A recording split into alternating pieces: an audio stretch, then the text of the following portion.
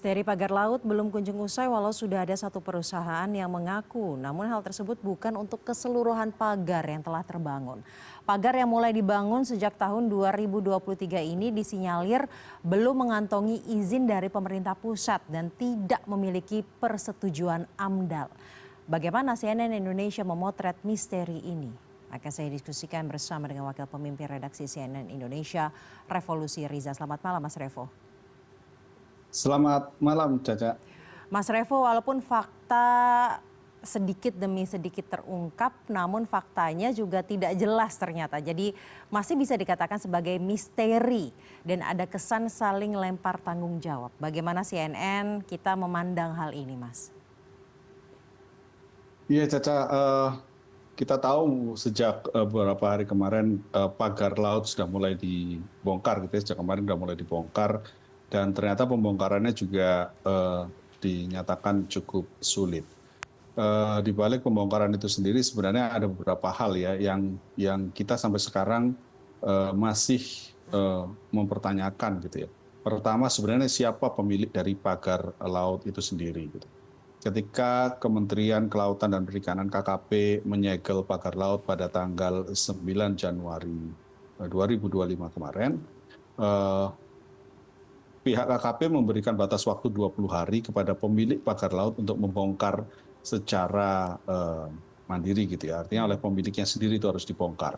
Tapi kita tahu kemudian dalam seminggu setelah segel di pagar laut itu disegel, TNI Angkatan Laut bersama 600-an nelayan mulai melakukan pembongkaran. Nah, di sisi lain kemudian pihak KKP menyayangkan kenapa kemudian pagar laut ini dibongkar karena tentu ini akan keinginan dari KKP dibongkar setelah penyelidikan selesai gitu. Nah, ketika ada dua institusi, dua kementerian dan lembaga ini tidak saling berkoordinasi, kita tentu kemudian bertanya-tanya. Sejak pagar laut ini sendiri dibangun gitu ya, dan kesaksian dari nelayan bahwa pembangunan ini sudah berlangsung dari tahun 2023, sudah dilaporkan ketika pagar laut masih 400 meter, tapi kemudian tidak ada perhatian yang serius, kemudian dibangun sampai ketika Agustus 2024 sudah mencapai sekitar 7 kilometer, dilaporkan kembali dan tidak ada tindakan apa-apa hingga kemudian pagar laut membentang sepanjang 30 km. Nah ini yang kemudian kan semua orang pada bertanya-tanya bagaimana mungkin ada sebuah pagar yang membentang dengan jarak dari Bogor sampai Cawang gitu ya, tapi tidak diketahui ini siapa yang membangun dan siapa yang harus bertanggung jawab. Nah, ketika dibongkar oleh TNI Angkatan Laut sendiri, ada beberapa pertanyaan. Pertama, KKP menyayangkan gitu ya, menyayangkan berarti kan ada koordinasi yang kurang terbangun gitu ya antara dua institusi gitu. Yang satu berharap jangan dibongkar dulu, kemudian yang institusi negara yang lain melakukan pembongkaran. Pertanyaan kemudian kalau ini dibongkar oleh aparatur negara, maka biaya pembongkarannya siapa yang menanggung?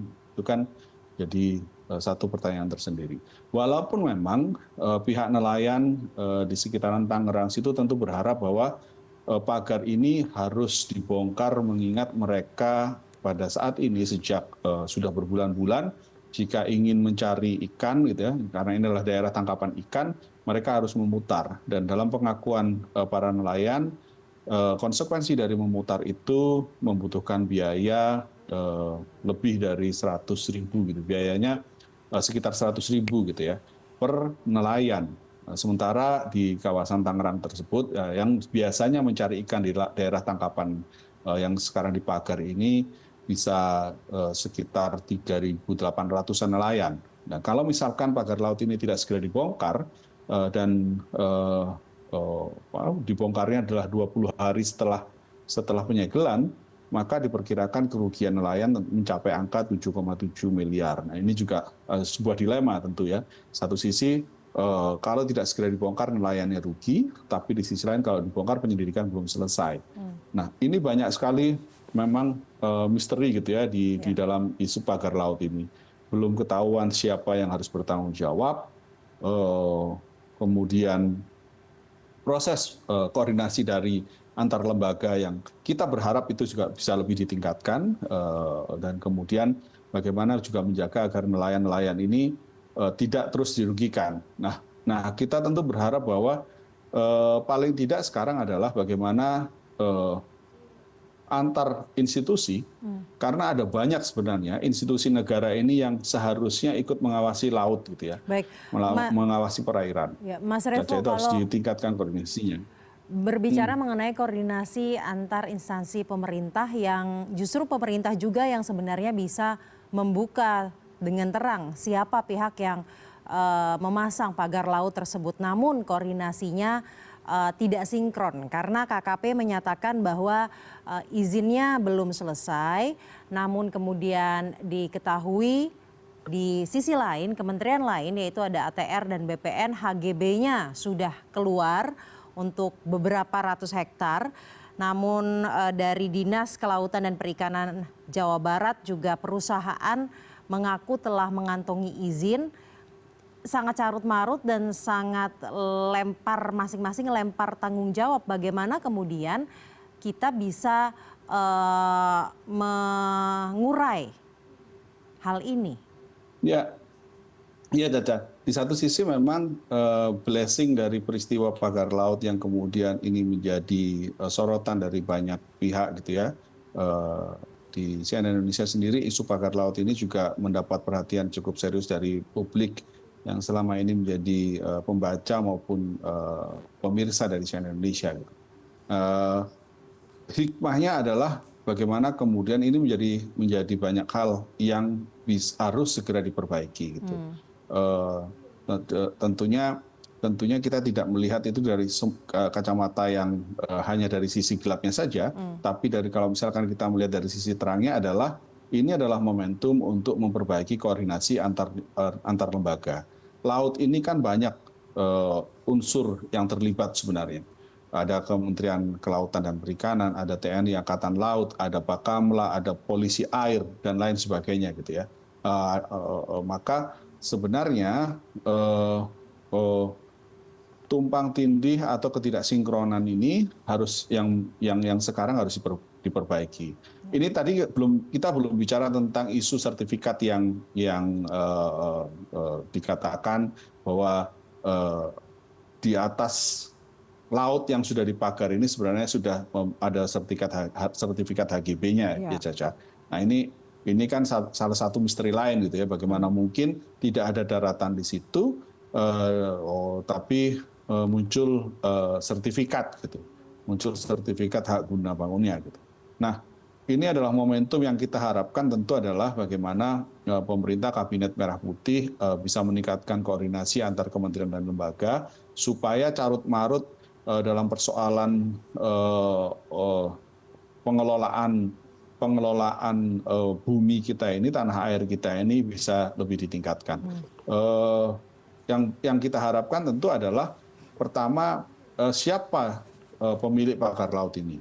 Kita tentu tidak berharap negara kalah gitu ya dengan para pemilik lahan gitu ya. Kalau misalkan memang benar ini sudah disertifikat, maka kan sebenarnya ketahuan siapa pemilik lahannya. Tinggal kemudian diusut siapa yang membangun pagar laut ini. Dalam kurun waktu dari Agustus sampai sekarang Januari gitu ya. Kita tidak berbicara dengan awal pembangunan pagar laut dari tahun 2023 yang masih berapa ratus meter, kemudian menjadi beberapa kilometer sampai bulan Agustus. Tapi kan peningkatan eksponensialnya yang sangat cepat adalah dari Agustus sampai Januari ini gitu. Bagaimana mungkin pemasangan pagar-pagar laut sepanjang 30 km ini tidak bisa diketahui misalnya. Pembiaran atau kecolongan, Mas? Nah ini yang harusnya sekarang kita menunggu kan penyelidikannya berlangsung. Apakah misalkan ada yang bermain di sana? Karena ketika kita CNN Indonesia mengikuti proses pencabutannya, TNI Angkatan Laut dan nelayan sendiri mengakui bahwa mencabutnya ini tidak mudah gitu. Artinya kan pemasangannya ini nggak sembarangan gitu. Walaupun mungkin media yang ditanam itu adalah bambu gitu ya, tapi pencabutannya sendiri tidak semudah yang dibayangkan, tidak seperti mencabut bambu yang ditancapkan begitu saja.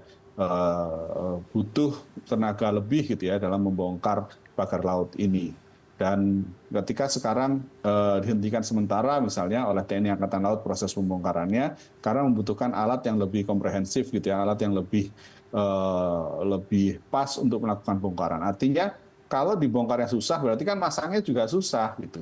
Nah ketika masangnya susah, kenapa kok bisa tidak diketahui dalam kurun waktu berbulan-bulan dan sehingga sepanjang ini. Nah ini benang kusut di sini nih yang kemudian sekarang harusnya menjadi momentum bagaimana kemudian pemerintah yang baru terbentuk ini lebih bisa meningkatkan sinergi antar lembaga, kemudian juga melakukan penyelidikan siapa yang harus bertanggung jawab, sehingga semuanya menjadi jelas gitu ya. Karena bagaimanapun ini kan banyak yang dirugikan. Masyarakat kecil, nelayan-nelayan kecil di sekitaran Tangerang di situ sudah jelas-jelas menyatakan merasa rugi gitu, karena harus mengeluarkan uang lebih kalau misalkan karena harus memutar jika harus mencari ikan gitu. Belum lagi yang isu sertifikat, bagaimana sertifikat ini bisa ditimbulkan. Yang kita harapkan tentu adalah negara bisa tegas, maka siapapun yang misalkan itu dinyatakan keliru, apakah dari pihak luar pemerintahan atau di dalam pemerintahan, maka bisa dikenakan sanksi yang sesuai dengan apa yang dilakukan. Itu yang tentu itu yang tentu menjadi harapan kita semua, Caca. Baik Mas Revo, walaupun pagar laut nanti benar-benar secara bersih bisa dicabut, tapi jangan sampai kasusnya lenyap terkubur di dasar laut. Begitu ya Mas Revo ya? Nah itu dia. Terima kasih. Betul sekali, Caca. Baik, terima kasih Wakil Pemimpin Redaksi CNN Indonesia Revolusi Riza telah bergabung bersama kami di Prime News malam hari ini.